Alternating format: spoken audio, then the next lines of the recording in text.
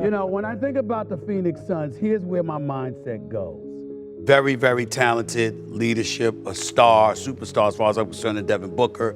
Very good team, exceptionally well coached. But they give me the impression that their window came and went.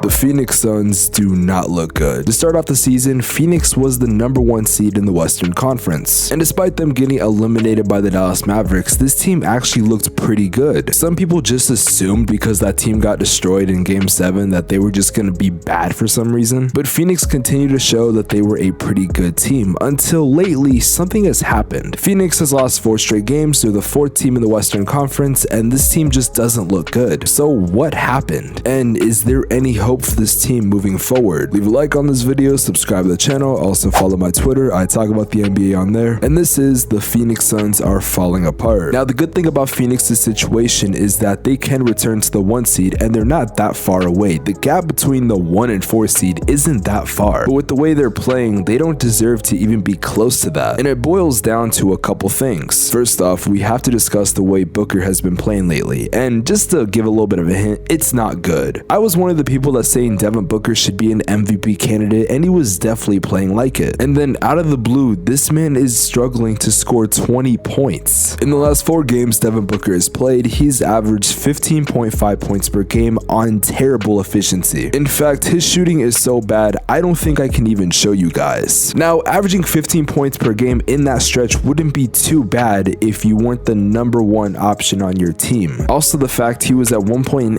MVP candidate, it has to cause some concern. Now, I was very confused why this was happening until I saw a tweet that started to make a lot of sense. Now, there is a pretty well-known source in the Phoenix Suns Twitter community by the name of Spex from Jersey, and I can definitely say he's a very reliable source, and he's been pretty much right about a lot of the things that he said. And he pointed out a clip of Devin Booker running, and he doesn't look like he's at full speed. Some reports have suggested that Devin Booker was dealing with some hamstring issues, and it would definitely make sense. Why is he playing this bad out of nowhere? Why are we losing games that we should be winning? Now, Flex brought this up on the 9th, right after the Pelicans game. Mind you, no one was reporting about this. We didn't even know if he was actually injured. Some people just saw this as an excuse, which is definitely fair considering Phoenix is apparently now the softest team in the NBA. Now, mind you, Flex is not an official source. He's just someone that knows people. So it was to everyone's surprise the next day when it was found out Booker was dealing with a hamstring injury. And again, when you look at his play style from when he was pre-injured to when we alleged that he was injured, it would make sense. Now, to be fair, Booker has shot like shit, and I don't know if the hamstring is what's causing that. If you want to say he's not as aggressive because of the hamstring injury, or his defense has been lackluster, or he just can't move, I can understand that. You could also bring up the fact he's not able to get to his shot, but the shots he has been taking, he can't make. Regardless, Booker was out versus the Pelicans game last night, which the Suns somehow took them to overtime, even though they got blown out in overtime. Now, there's no timetable on when Booker is expected to come back, but I could assume it's going to be like 1 to 2 weeks, at max like a month. And despite Phoenix having some pretty good depth, there is some other issues when it comes to actual basketball stuff that I think we need to talk about. Now, to contradict what I just said about their depth, it's their depth that I have a little bit of concern for. See, in the past, I've praised Phoenix because of their depth and the players they have that can come off the bench and be really good. And despite them making only a few changes to the bench, it seems like their bench has gotten severely worse. I remember watching this team last season, and when their 2nd or 3rd team came on, I wasn't that worried. But I'm gonna be honest, there's times now where I don't see Deandre Ayton or Booker on the court. I'm a little concerned. Guys like Landry Shamet and Jock Landale just don't look the same. Also, Biyombo has completely just disappeared from the entire rotation, which I think is bullshit. Also, Dario Saric, which I love the guy, but I just don't think he should be getting as much minutes. Now, to be fair, there are guys in the rotation that look really good that you're not going to hear a lot about, like Damon Lee and Torrey Craig and Dwayne Washington, Josh Okogie. But the problem is Monty Williams is not giving those guys the minutes they deserve. In fact, he's going with other guys that make me question if they've ever played basketball. Now, to be fair, the rotation is kind of messed up right now due to injuries. Cam Johnson's been injured for a while, Booker just got injured, and Jay Crowder. Bro, where is Jay Crowder? Bro, stop salsa dancing. We need you. So despite Jay Crowder still having some value, and while I would love if Phoenix could utilize him. Jay seems to have no interest of playing for Phoenix again. And I asked the question, why? First off, you want to go to a championship contending team where you can start, but the best way for you to get traded would probably be you building up your value. Also, I can't think of that many championship contending teams that would utilize you as a starter. And that's no offense to Jay Crowder, but the fact of the matter is that a lot of starting lineups in the NBA right now are pretty set in stone. But for Phoenix, this might actually be a good thing. A lot of people believe that Phoenix needs to make a trade, and there is one trade that I have on my mind. We're going to talk about that player in a little bit. Now, another reason why Phoenix has been struggling is the lack of consistency from Deandre Ayton. This man, Deandre Ayton, is either going to give you 25 and 12 and like 3 blocks, or he's going to give you like 8 points and 5 rebounds, which is so damn annoying because this is someone that can no joke be an all-star. When Ayton is aggressive and he's willing to drive and he's willing to take a lot of mid-range jumpers and he's very aggressive on the boards, I think he's an all-star talent. Aside from Joel Embiid and Nikola Jokic and Anthony Davis when he's actually healthy and at his peak, there aren't many centers I take over DA, at least the version where he's aggressive. Meanwhile, the version that's putting him like 8 and 7, I'd rather have like TJ McConnell. But seriously, if Ayton could just be a little bit more consistent, I think that would definitely help out Phoenix. Now, he's not having too bad of a season. He is averaging about 17 and 10, but sadly, I just don't think he's been that good in the interior when it comes to like blocking shots. This season, he's not even averaging a block, and there are times where he'll either have like 3 blocks or like nothing. Again, it's consistency that Deandre does not have. Now, what's good about DA is he doesn't require that many touches to be involved in the offense. Some of his buckets do come from that sexy mid-range jumper he has, some are tips, and some of them are just pick and roll opportunities. And speaking of the pick and roll, we need to talk about Chris Paul. I've literally made like 3 Chris Paul videos this year, so I don't think I really need to talk about that too much. I will say lately he has looked a lot better, and that's really my only takeaway. Now, I also want to talk about the defense a little bit, and I mostly want to focus on rebounding. While I talked about Deandre Ayton, he's pretty inconsistent, I would say Deandre Ayton is the most consistent rebounder on the team. Phoenix really doesn't have that many big men that are able to go up and get rebounds. I've noticed many times in the game where I just see a bunch of second chance opportunities by the other team, and it's kind of frustrating, which again is why I don't understand why Monty continues to play guys like Dario Saric and Jock Landale. Bismack Biyombo is literally sitting right there, and for some reason you're not utilizing him. And I know some people that don't watch the Phoenix Suns like I do because they're my favorite team might say, who the fuck is Bismack Biyombo and why does that matter? And even if you do know who Bismack Biyombo is, you know he's been nothing but a role player for teams. But I really do think if Bismack came in, he could be a pretty good rebounder for Phoenix because we've seen in the past he's very aggressive. I don't get it, like they utilized him last season and then they just stopped using him, and I think Biyombo would definitely be able to help on the rebounding side, but obviously they can't just add Biyombo to the rotation more and think that's going to solve everything. James Jones, I would say, is a pretty good GM despite many Suns people on Twitter claiming he's terrible after like 1 loss. And I know during the trade deadline that James Jones is going to try to get something done, and there are a couple things that have came up about what he could trade for. Eric Gordon has been tied to Phoenix for a while about them possibly getting him, but I haven't heard a whole lot of progression. But there has been one name that I've heard pop up recently. Over the past couple days, we have discovered that Kyle Kuzma wants to be traded from Washington, and I don't blame him. Besides Bradley Beal, who I think is one of the most overrated players in the NBA, I think Kyle Kuzma is one of the best things about Washington right now. And I just found this out yesterday, but this man is averaging 21 points per game. Now, in my defense, I really have not been paying attention to the Washington Wizards, even though it's technically my job. Man, but you cannot pay me to watch this. Regardless, Phoenix has been linked to possibly getting Kyle Kuzma, and I think this is the perfect addition to the Suns. For one, he's a 20 points per game scorer. Also, that rebounding issue, he averages about 8 rebounds, which would definitely help you out. Now, the only unfortunate part about this is that there are some rumors that Phoenix isn't going to do too many crazy moves until they get a new ownership group. But then again, there also are talks about some like tech company guy buying the Suns. I think he just put in a new bid. Now, the only issue this would face is you have Cam Johnson, who I think is definitely caliber of being a starter. So when he comes back, are you just going to move him to the bench? Also, you still have Jay Crowder on the roster. Is he going to be in that Washington trade because he wants to go to a contender? There's a lot of questions, but at the end of the day, it boils down to 2 things that Phoenix needs to do. For one, they need Booker to come back. I think they could definitely hold it down while Booker is gone, but they're going to have to play more team ball than whatever the fuck they've been playing. Also, it was 1 game without Booker, and they did play the Pelicans, which I think are playing like the best team right now and with the Western Conference. Honestly, I might be overreacting a little bit, but time will tell. I also think they need to target a guy like Kyle Kuzma, or at the bare minimum, they need to fix the rebounding issue, which could either come with Kuzma or putting Biyombo in the rotation or getting some other guys. I don't think Phoenix is totally fucked right now, but just know they're gonna look bad for a while. But I do have confidence this team is gonna be back up and running smoothly in about a couple months. And that's me being very conservative. You could also just chalk this up to a slump, but a slump is not exactly what you need right now.